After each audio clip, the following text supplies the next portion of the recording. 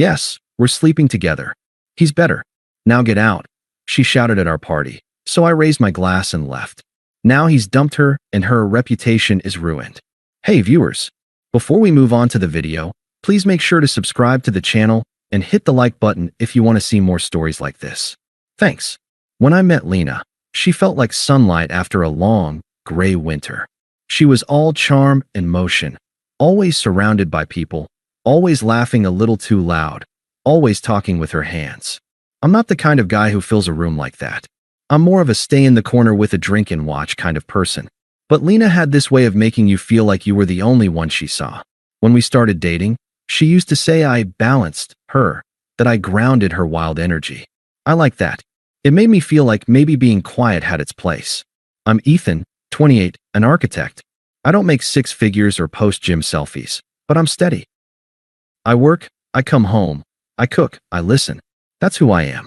And for the first year, it worked. Lena worked in PR, which, if you've ever dated someone in that field, you know means constant networking, drinks with clients, parties, and a lot of just friends who all happen to be very good-looking men. I didn't want to be the jealous boyfriend. I told myself she was just friendly. There were little moments, though, like the night she came home from an event, laughing about how one of her co-workers, Dylan, jokingly proposed after their client meeting. I laughed too, but something in her tone bothered me. That slight blush that didn't sound like embarrassment, but pride. Or the time she told me, half teasing, "You could be a bit more spontaneous, you know?" Mark from work took his girlfriend to Paris for the weekend. Imagine that. I shrugged it off. I'm not competing with your coworkers, Lena. She rolled her eyes. You're so sensitive sometimes. I should have said something stronger, but I didn't. Because back then, I thought love was about being understanding. About trusting even when something in your gut twists. When we moved in together, things seemed stable again. We got this cozy 2-bedroom apartment near the river, my first place that actually felt like ours. We spent weeks painting walls, picking furniture, fighting about curtains. It felt domestic in the best way. So when Lena suggested we throw a housewarming party, I agreed immediately. She was excited, almost too much so. She made a guest list, ordered catering, and spent 3 days curating the perfect playlist. Ethan, she said while hanging fairy lights on the balcony, this is going to be our night. You'll finally meet everyone from my office. Her tone made it sound like an honor. I didn't think much of it. I figured, fine, I'll meet the people she always talks about. Her PR team, her boss, and yes, Dylan. I'd heard his name often enough by now that it didn't even sting anymore. Or maybe I just told myself that. In the week leading up to the party, Lena was glued to her phone. Constant messages, new outfit deliveries, makeup tutorials blaring from her tablet. She was obsessed with how the night would look, the photos, the crowd, the impression. At one point, I asked, "You sure this is about celebrating the new place and not your personal PR event?" She laughed. "Oh, come on. You're adorable when you try to joke. You'll thank me when everyone's impressed with how perfect everything looks." That word, perfect, came up a lot with her. Perfect apartment, perfect outfit, perfect image. I don't think she ever cared about real, just about how real looked. Still, I went along. I bought new shirts, cleaned the place, helped set up lights. Because that's what you do when you love someone. You show up, even when it feels like you're building something for them to stand on while you fade into the background. On the night of the party, I remember looking at her in the mirror before guests arrived. She wore this deep red dress that made her look untouchable. I said quietly, "You look beautiful." She smiled at her reflection, not at me. I know. I laughed softly, thinking she was kidding. She wasn't. If I'd known how that night would end, how that dress, that smile, and that perfect party would turn into the ugliest moment of my life, maybe I wouldn't have filled everyone's glasses so generously. Because some people don't need alcohol to lose control. They just need an audience. The night started out perfectly. That's the part that still messes with me. How normal everything was right before it all exploded. The lights were soft, the balcony was glowing, music low but lively.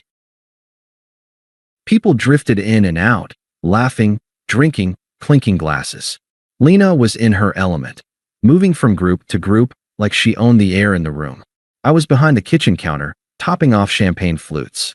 Every now and then, she'd look over, flash that PR perfect smile, and touch my arm as she passed. The little gestures that used to feel like love, but now felt like branding. Then he showed up. Dylan. I recognized him instantly from photos. Tall, slick hair, suit that screamed, "Look at me." The kind of guy who laughs too loud, so everyone knows he's confident. "Ethan," Lena called, her tone just a little too bright. "This is Dylan. Finally, you two meet." I wiped my hand and shook his. His grip was firm, practiced, the kind of handshake that's supposed to prove dominance. "I've heard a lot about you," I said politely. "Yeah, same," he replied, giving a smile that didn't reach his eyes. "She talks about you all the time." Lena giggled and gave his arm a playful push. "Stop, Dylan. Stop." But she was grinning. People around us pretended not to notice the weird tension. I caught one of Lena's friends giving her a look, that uncomfortable, tight-lipped smile people wear when they sense something's off but don't want to get involved. For most of the night, I just observed. Dylan followed her everywhere. They whispered near the balcony, laughed too close, brushed hands over plates of appetizers like it was accidental. Every time I'd walk near them, Lena would straighten up and switch to hostess mode, like nothing was happening. At one point, when she passed by me, I leaned close and said quietly, "You're being a little obvious." She blinked. "What's that supposed to mean?" "You know what it means." She tilted her head, smirking. "Oh, come on. Don't be dramatic. We're just having fun. Lena, you're flirting with him in front of everyone." Her eyes flashed, that defensive spark I'd seen before. Maybe if you weren't standing in the corner all night, I wouldn't have to. It was a gut punch. But before I could respond, she was gone again, laughing at something Dylan whispered. I told myself not to cause a scene. This was her night. I talked to her after the guests left. But the universe didn't wait that long. Around midnight, the party was peaking. Someone turned up the music, people were dancing, drinks were spilling. I was refilling a tray when I heard raised voices from the living room. Lena's, and mine. Except I hadn't said a word yet. I walked over, and the room was already half focused on her. She was standing by the couch, glass in hand, cheeks flushed with alcohol and ego. Dylan stood nearby, trying to look casual but enjoying every second. "You know what your problem is, Ethan," she slurred slightly, her tone sharp. "You're so boring. You make everything feel like a chore." A few people shifted uncomfortably. Someone whispered, "Lena, chill." I kept my voice calm. "You've had a lot to drink. Maybe we should." "Oh, don't patronize me." She cut me off, stepping closer. "You think because you're quiet and stable that makes you better? That's not love, Ethan. That's control." I blinked. "Control?" "Yeah," she said, waving her hand. "You always want everything neat, perfect, predictable. I can't breathe like that." I looked around. The room had gone still. Even the music felt like it was fading. "Lena," I said quietly, "this isn't the place." She laughed, too loudly. "Why not? Everyone already knows." My chest tightened. "Knows what?" And that's when she did it. She lifted her glass, smiled that twisted, defiant smile, and shouted, "Yes, we're sleeping together. He's better. Now get out." The room erupted in silence. You could hear someone drop their phone. She was pointing at Dylan. He froze mid-smirk, realizing she'd just made it real. For a second, no one breathed. I looked at her, really looked, and saw not confidence, not freedom, but panic hiding behind her eyes. I didn't yell. I didn't throw anything. I didn't cry. I picked up my glass of wine, raised it slightly, and said, "To honesty." Then I set it down and walked out. No suitcase, no dramatic speech, no goodbye. Just quiet footsteps down the hallway while 30 stunned people stared at the wreckage she'd made. Behind me, someone muttered, "Jesus, Lena," and she shouted again, her voice cracking. He needed to hear it. I didn't turn around. Because when someone shows you that the person you loved was just a performance, you don't argue. You just leave before the curtain falls. I didn't remember walking home that night. Not really. Just flashes, the echo of her words still bouncing around my skull, the hum of streetlights, the taste of wine still in my mouth. I ended up in a hotel a few blocks away. I sat on the edge of the bed in that sterile, quiet room and stared at the wall for what felt like hours. My phone buzzed nonstop. Texts, missed calls, some from friends who were there. One from Lena. "Lena, I'm sorry. I didn't mean it like that. Lena, can you just come back so we can talk? Lena, it wasn't supposed to come out that way." I didn't respond. I turned the phone face down and lay back on the bed. It's strange how silence can feel heavier than shouting. There's a kind of numbness that comes after public humiliation, not rage, not sadness, just blankness. The next morning, I checked out, went to work as if nothing had happened. Nobody there knew, of course. I spent the day drawing blueprints, listening to the scratch of the pencil and the hum of the air conditioner. It was oddly grounding, a world that made sense, where every line meant something. By the time I got home that evening, I knew I wasn't going back to the apartment. I texted my friend Josh and asked if I could crash at his place for a bit. He didn't even ask why. He'd been at the party. When I arrived, he just handed me a beer and said, "She's lost her mind, man." I nodded. Yeah. We didn't talk about it again. Over the next few days, Lena's messages kept coming. Lena, I was drunk. Lena, you embarrassed me first. Lena, we were already falling apart. I just said what we both knew. There was no apology. Not really. Just damage control. Her version of sorry was always about optics.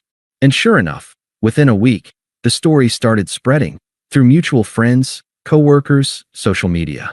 Apparently, Lena was telling people I'd been controlling and emotionally distant, that she'd been unhappy for months and finally snapped. Classic PR move, control the narrative. It hurt, not because I cared what strangers thought, but because I realized she'd been preparing that excuse for a while. One night, Josh said, "You should post your side of it." I shook my head. No, I'm not playing her game. I meant it. Instead, I focused on detaching piece by piece. I changed my number, blocked her on everything, moved my things out with a friend while she was at work.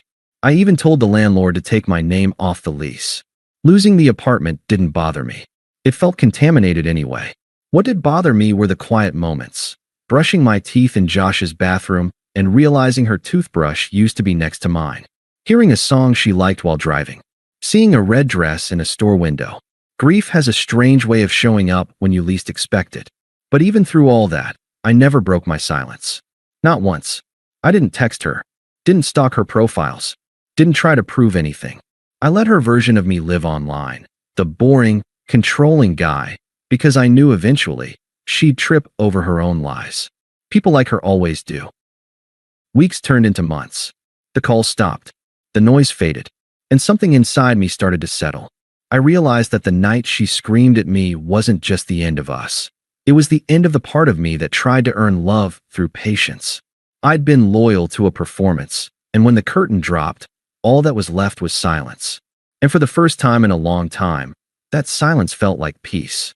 It was almost 6 months later when her name came up again. Josh and I were at a small bar downtown, watching a game. He leaned over and said, "You're not gonna believe this. Remember Lena's agency? The one she wouldn't shut up about." I nodded, sipping my beer. She got fired. I didn't react right away. I thought maybe he was exaggerating, but when he pulled up a screenshot of her old company's LinkedIn, her name gone from the team section, something in me went still. Apparently, she'd been caught taking credit for someone else's work during a client pitch. The same thing she used to accuse her coworkers of doing. When I got home that night, I found a few more breadcrumbs online. She deleted half her Instagram posts, switched her account to private, and some of her old friend circle had unfollowed her. I didn't smile. Not exactly. But there was a quiet, grim satisfaction in seeing the facade finally crack. Karma doesn't always arrive like a thunderclap. Sometimes it just erodes things. Slowly, quietly, until there's nothing left to stand on. I didn't hear from her again until almost a year after that night. It was a random Thursday. I got an email, not a text, not a call, an email. The subject line said, "Can we please talk?" Against my better judgment, I opened it. "Ethan, I know I don't deserve your time, but I've been thinking about everything. What I said that night was cruel. I was trying to hurt you because I hated how small I felt. You were always good to me, and I took advantage of that. I'm sorry." It went on for a few paragraphs about therapy, regret, understanding herself, and wanting closure. I reread it twice. There was no anger left in me by then, just distance. Like reading a letter from someone who died a long time ago. So I didn't reply. I just closed the laptop and went back to what I was doing, finishing a sketch for a new project. That night, I realized I wasn't holding on to the past anymore. I wasn't waiting for karma to destroy her or for the universe to give me justice. Because the real punishment wasn't her losing her job or her friends. It was her realizing, too late, that she'd burned the only bridge that actually led somewhere real. I moved into my own place a few weeks later. Small, minimalist, quiet. The kind of space that didn't carry echoes. Sometimes, I'd catch a glimpse of a red dress in a store window or hear a familiar song, and I'd feel that old flicker of memory. But it didn't sting anymore. It just passed through. The last time I saw her was by accident. I was walking to a cafe one morning, and she was sitting outside with a friend. Her hair was shorter, her expression tired. She looked up. We locked eyes for half a second. She tried to smile. I didn't. I just nodded once and kept walking. And that was it. No confrontation. No speech. No revenge. Just silence. The same silence she once mocked me for. Funny how that turned out to be my greatest weapon. Sometimes I think back to that night. The party, the shouting, the shattered look in her eyes as I walked away.